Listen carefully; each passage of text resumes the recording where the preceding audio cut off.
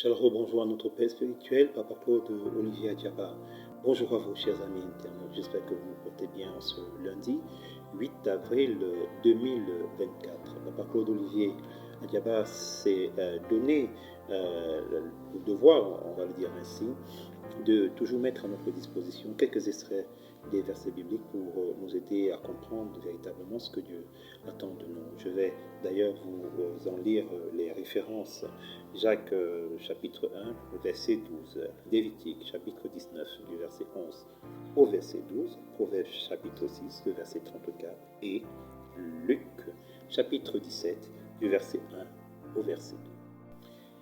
Bien, comme je le disais, chers amis internautes, chaque extrait a sa particularité. Prenons par exemple Jacques chapitre 1, le verset 12. Il est dit « Heureux l'homme qui supporte patiemment la tentation, car après avoir été éprouvé, il recevra la couronne de vie que le Seigneur a promise à ceux qu'il aime. » C'est une invitation, chers amis internautes, à rester digne, même dans la souffrance. Nous ne devons pas nous compromettre parce que la vie est difficile. Nous ne devons pas vendre notre âme parce que nous sommes à bout.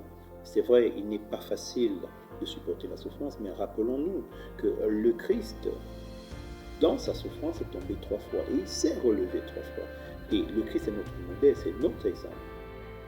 Donc, arrêtons de crier sur tous les toits que nous souffrons.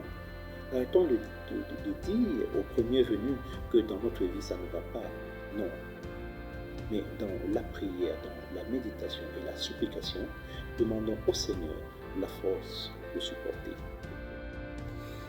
Dans Lévitique 19, des versets 11 à 12, nous pouvons lire « Vous ne volerez pas, vous ne tromperez pas votre prochain, vous ne mentirez pas, vous ne jurerez pas par mon nom pour appuyer un mensonge. Ce serait profaner le nom de ton Dieu. Je suis Yahvé. » Eh bien, il faut dire ici que nous sommes passés maîtres dans l'art de mentir en utilisant le nom du Seigneur pour paraître intéressants aux yeux des autres, pour avoir absolument raison, pour montrer aux autres que nous sommes entre parenthèses de bons chrétiens.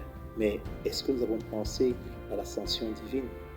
Est-ce que nous avons pensé que lorsque nous le faisons, Dieu nous regarde et que dans sa colère, il peut nous punir?